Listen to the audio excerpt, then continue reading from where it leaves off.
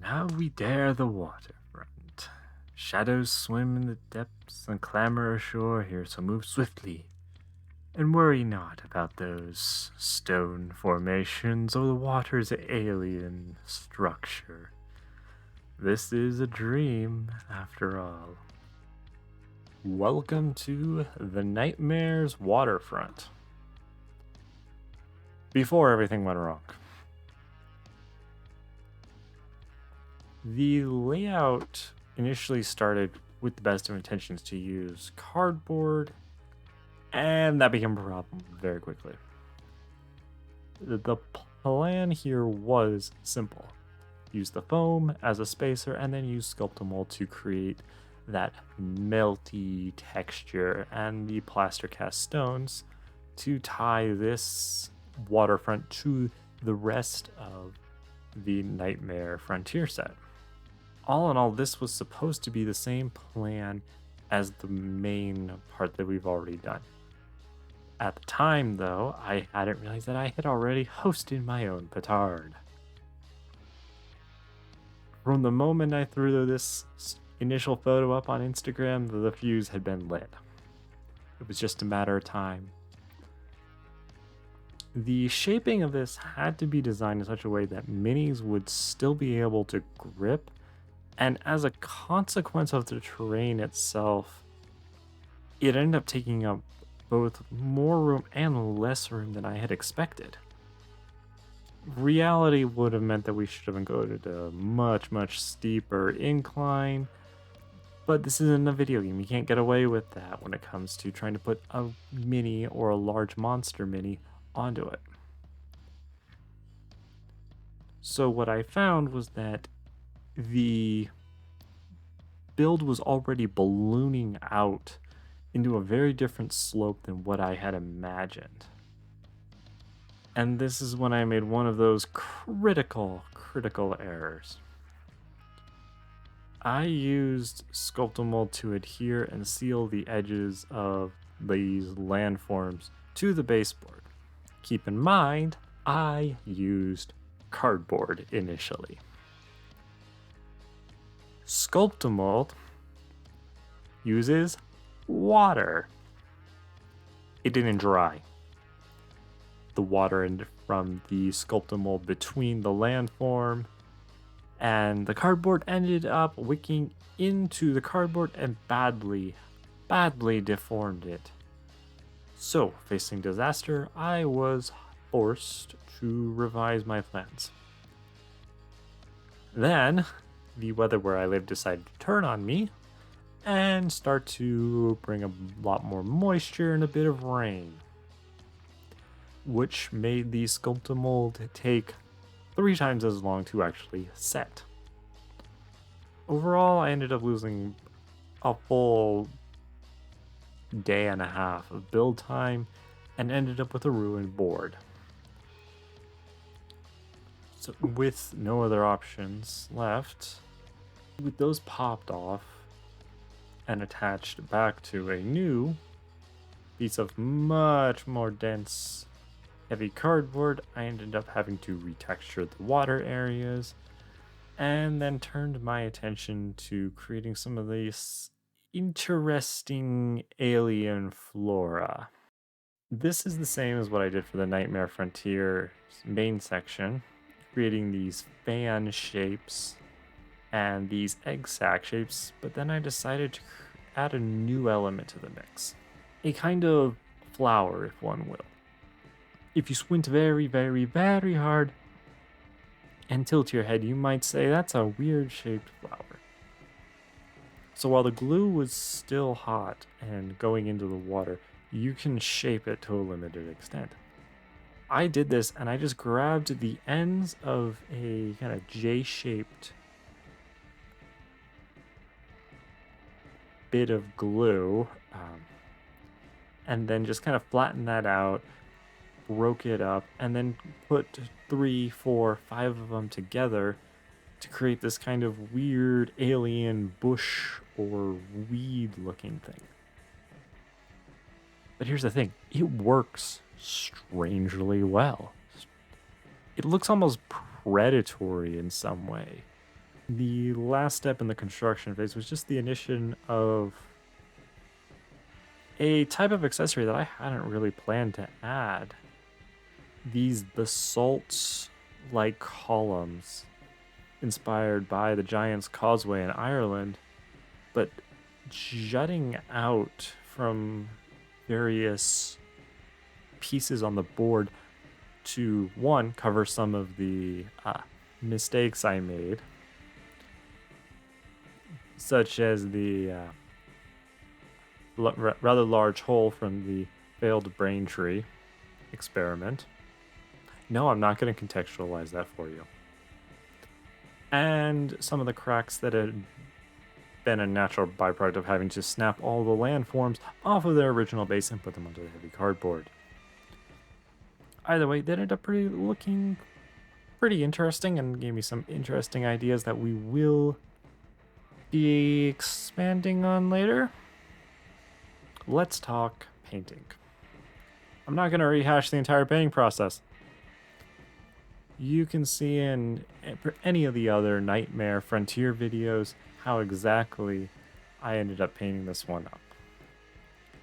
The one difference here, though, is that the washes for this one were a little bit heavier than I had intended, and I wicked them away a little too early and took away some of that contrast from the ground.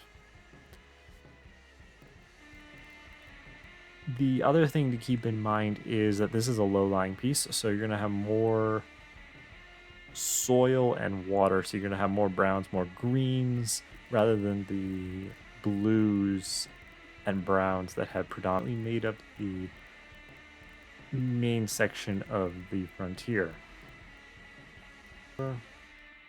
The purple went into some of the deepest recesses, and then to pull back that purple and really blend it in with the rest of the piece, use a blue wash a little higher up to kind of accent that base color that was originally there. And this was also applied to those basalt-like formations to give it some nice depth. These basalt formations at this point definitely going some interesting new directions that I hadn't expected. So make sure you're subscribed and hit the bell button to be notified when the, let's call it an experimental video, goes live. I got an interesting idea that involves some specialty paint.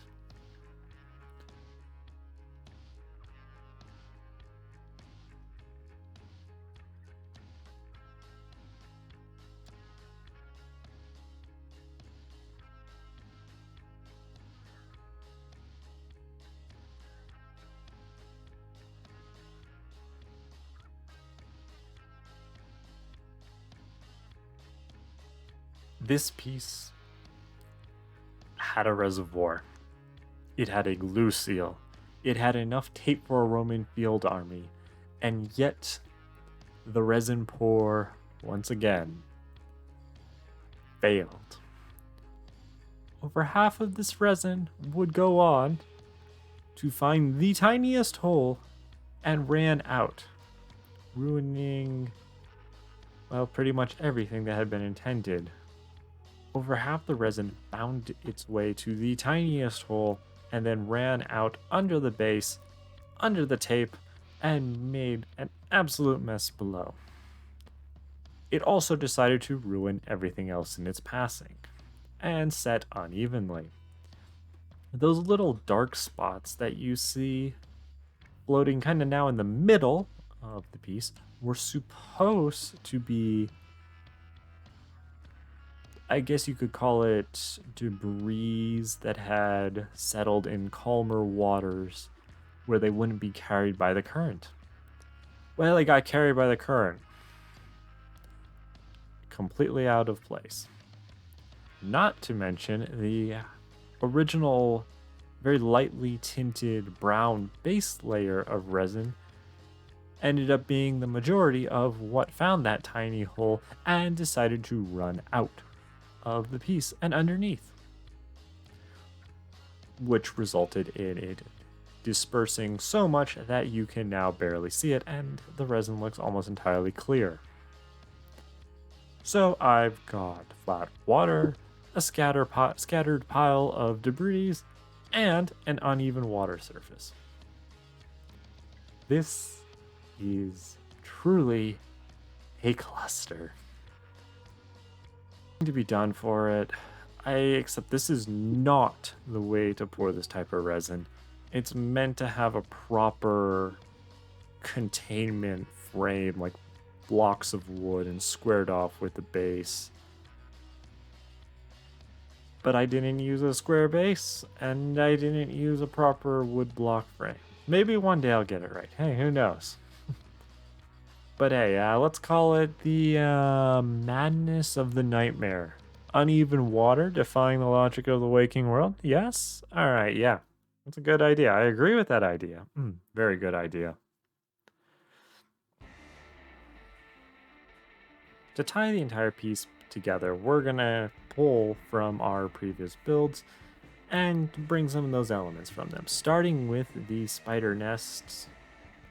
These are just the cotton balls coated in Mod Podge, a little bit of water, and just used to hide some of the unevenness, a few errors in painting, a little overzealous dry brushing, that kind of thing. And then we're just gonna pull some fibrous rope or some plant-looking things that also serve as a covering for some unpainted spots, or for, unfortunately, where the hot glue ripped away a little bit of my foam or Sculptamold. The key here, as always with these two pieces, is not to overdo it. Because you can't put a mini on these upright rope plant things. You want to use this to draw the eye away from the errors that are within the construction of the piece, such as the crack between the two main hills. The eyes, if caught by that grass and the stone pillars and the spider nests and these various alien flora, help to hide just how deep and pretty nasty looking that crevasse is. These new stone basalt formations, very nice. They're pretty eye-catching. The paint job on them could be much better, but you know what? I'm not going to complain. They do need another go-round, let's say, to really understand how exactly they're going to get painted. In fact, I almost think, in a way, they look organic. Like they very much sprouted out of this half-melted, organic, molten stone of the nightmare. It's enough to make me almost want some like half-melted structures, maybe out of this basalt column style. And there it is, the completed first expansion to the Nightmare Frontier. The waterfront in all of its strange alien glory. While a bit smaller than I originally thought, it serves as the next step in this stylistic journey about what you actually need to create a eye-bending, brain-melting style of terrain, and brings together some of the lessons that I've learned from building the tower and the road coffin scatter. Step here is going to be to bring out those basalt elements and really highlight what I can do with them in terms of sculpting and painting and integrating them into kind of a more uplands part of this frontier. So, if you enjoyed this expansion, make sure you hit that like button and turn on the notifications to be alerted when the next video goes live. And if you really like this, why not drop a like? It's free. We all love free. like the previews in the archive terrain photos that I'm dropping on Instagram when I remember to. See you next time in the depths of this nightmare.